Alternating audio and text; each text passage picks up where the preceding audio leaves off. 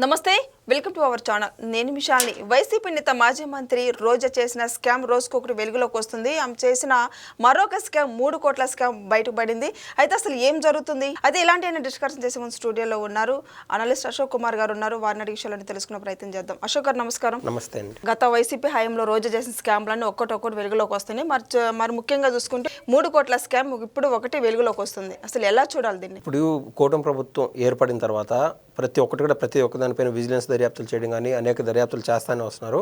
ఈ టీటీడీలో జరిగినటువంటి దారుణాలు అంతా ఇంత కాదు గత వైసీపీ హయాంలో. అది ఏడ బయట పడతాదో అని చెప్పి రోజుకో ఎపిసోడ్ చేస్తూనే వస్తున్నారు. ఆ మధ్య గోవులు చనిపోయినాయని చెప్పి ఎట్లా అంటే వేరే వాళ్ళపైన ఒక పెద్ద బండరాయి వేసేస్తారు. వాళ్ళు ఏమో తప్పులు చేసిన వాళ్ళు కాదు, ఆ బండరాలు తీసుకొని బయటకు వచ్చి ఒరే తప్పులు మీరు ఇన్ని తప్పులు చేసినారు కదా నేను లోపు మళ్ళీ ఇంకొక బండరాయి వేసేస్తారు. అంటే ఈ బీఆర్ నాయుడు గారు టీటీడీ చైర్మన్ అయి ఉన్నారు.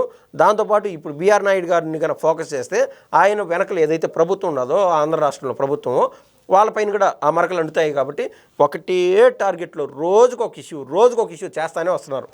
ఈ క్రమంలో మీరు చెప్పినట్టు ఆర్కే రోజా గారు చేసినటువంటి 3 కోట్ల రూపాయల స్కామ్, అసలు ఆ స్కామ్ ఏంది అని ఆలోచన చేసి చూస్తే ఇప్పుడు మన ముంతాజ్ హోటల్ అనేది ఏదైతే ప్రభుత్వం స్వాధీనం చేసుకొని దాన్ని టీటీడీకి అందజేసింది. పరిహారంగా అది యాక్చువల్గా టూరిజం భూమి కాబట్టి మధ్యలో ఒక పెద్ద రోడ్డు ఉంటుంది. రోడ్డు కట్ సైడ్గానే ఇమ్మీడియట్గా అంటే ఆపోజిట్ రోడ్లోనే ఆ 20 ఎకరాలు టూరిజం పరిధిలో వాళ్ళకి అందజేసింది. ఎవరికైతే వెళ్ళాలో టూరిజం వారికి వాళ్ళకి ఆ 20 ఎకరాలు భూమి అందజేసింది. ఏది చెర్లోపల్లి ఏ దారిలో ఆడదాకా బాగానే ఉన్నది.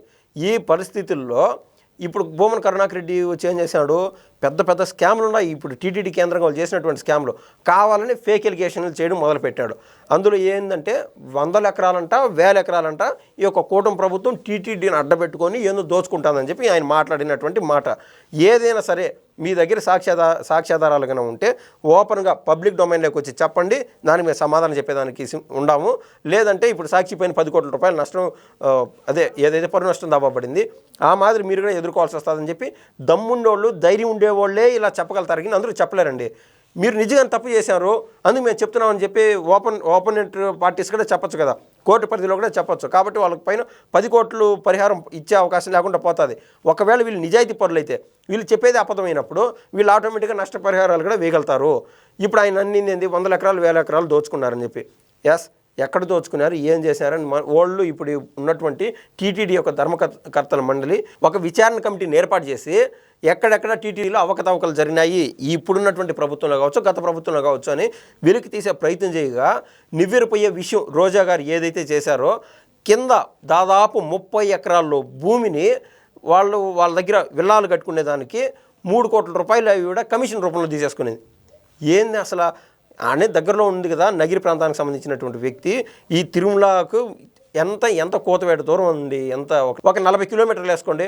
ఆ నగిరి నుంచి ఇక్కడికి వచ్చే లోపు సరిపోతుంది. అంటే అతి తక్కువ టైంలో ఈవిడికి వెసులుబాటుగానే ఉంటుంది. ఒక మన పదవి కల్పించడం వాళ్ళు అవుతుందని చెప్పి జగన్మోహన్ రెడ్డి గారికి ఈవిడికి ఒక బాధ్యత అప్పచెప్పినారు. కానీ ఆవిడ చేసినటువంటి నిర్వాహకం ఏంది, ప్రతి దాంట్లోనూ డబ్బులు దండుకోవడమే.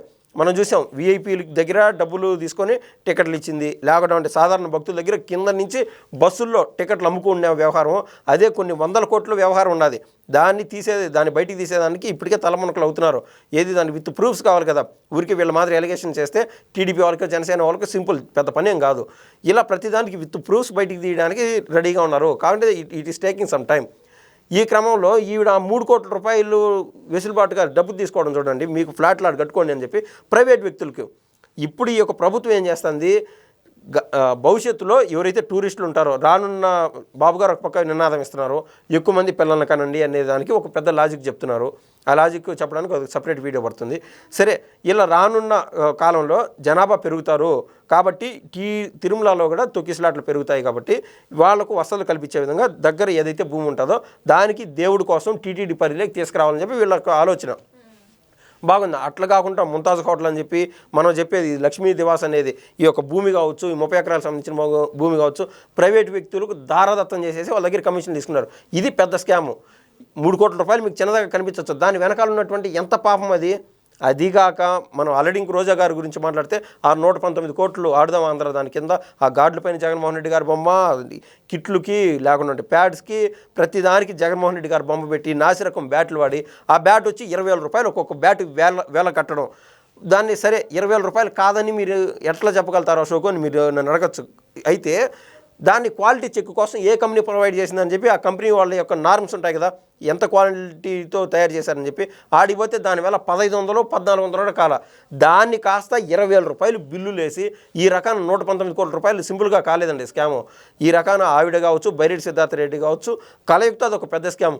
ఒకటి కాదు, రెండు కాదు, మరో రకాన ఇప్పుడు నగిరి దగ్గర ఏదైతే టోల్ గేట్ ఉందో, టోల్ గేట్ దాటిన తర్వాత ఆడ భూములు కబ్జా చేసినది వాళ్ళ అన్నోళ్ళని, అదే వాళ్ళ సోదరులను వాడుకొని అన్నీ చెప్పేది కూడా పెద్ద ఎలిగేషన్ ఉన్నది. అది కాక మండలానికి ఒకరిని చప్పున దాదాపు 5 మంది వాళ్ళ మరుదుల్ని, వాళ్ళ అన్నదమ్ముల్ని వాడుకొని నగిరిలో ఇసుకలు ఓడుకోవడము, ఈ రకాన్ని అక్కడిక్కడ డబ్బులు సంపాదించింది. జగన్మోహన్ రెడ్డి గారు ఎట్లా భరించాడో కానీ ఈవిడ్ని ఎవరికైనా అది ఉదాసీనత వస్తుందిలే. ఆ రాజే దొంగైనప్పుడు ఇంక ప్రజలు ఏ విధంగా ఉంటారో వాస్తవంగా. విజిలెన్స్ పూర్తి అయిపోయింది, ఇక నెక్స్ట్ రోజు అరెస్ట్ కాబోతుందని వస్తుంది, నిజమే అంటారు, ఏమంటారు దీన్ని? 100% అవుతుందని నేనైతే భావిస్తున్నాను. జగన్మోహన్ రెడ్డి గారికి ఏమైనా టైం ఉంటుందేమో కానీ ఈవిడ ఆరిపోయే దీపానికి వెలుగు ఎక్కువ అన్నట్టు ఈవిడికి ఖచ్చితంగా ఏది సింపతి వస్తుందేమో అని చెప్పి నమ్ముతుంది. ఈవిడికి సినీ వర్గంలో ఏదైతే సినీ అభిమానులు ఉంటారో 100లో 1-2 కూడా అభిమానులు ఉంటారని నేను అయితే కరాఖండిగా చెప్పగలుగుతా. అట్ట అభిమానులు లేకపోయా, నగిరిలో కూడా అభిమానులు లేకపోయా, ఆశ పొలిటికల్ లీడరు రెంటికి చెడ్డ రేవడలాగా తయారైపోయింది ఆమె బతుకు. అటు పొలిటికల్ ఇండస్ట్రీలోనూ పని రాక, ఇటు జబర్దస్త్ టీవీ షోలకు కూడా పనికి రాకుండా తయారైపోయింది. కాబట్టి ఈవిడ చేసినటువంటి స్కామ్స్ జగన్మోహన్ రెడ్డి గారు కూడా ఆదరించడు. తాను దూరం సందులేదు మెడకేమో డోన్ అనే సామెత ఒకటి ఉంటుంది. కాబట్టి జగన్మోహన్ రెడ్డి గారే తప్పించుకోవడానికి అవకాశం లేదు. ఇప్పుడు ఈవిడ పరిస్థితి ఆయన ఏం చూడగలుగుతాడో? పెద్ద పెద్ద లాయర్లు పెట్టుకోవచ్చు కాక, ఏదో బేసిక్గా బెయిల్ తెచ్చుకోవచ్చు కాక, కానీ ఈ కేసు ఎప్పటికీ వీగిపోదు. ఒకటి కావాలంటే ఇంకొక కేసు పడతానే ఉంటుంది. మనం ఆల్రెడీ చూసాం కాకాని గోవర్ధన్ రెడ్డి గారి విషయం. ఒక కేసు పడినాక అది వెంటనే వేరే కేసులు కూడా పడతా వస్తాయి. ప్రతి ఒక్కరూ ధైర్యంగా ఎవరైతే గతంలో ఆవిడ బెదిరించిన దాఖలాలు కూడా ఉన్నాయి వాళ్ళు కూడా వచ్చి కేసులు పెట్టేదానికి సిద్ధంగా ఉన్నారు. ఆవిడ వన్స్ అరెస్ట్ అయిన తర్వాత. అదండి. థ్యాంక్ యూ, ధన్యవాదాలండి.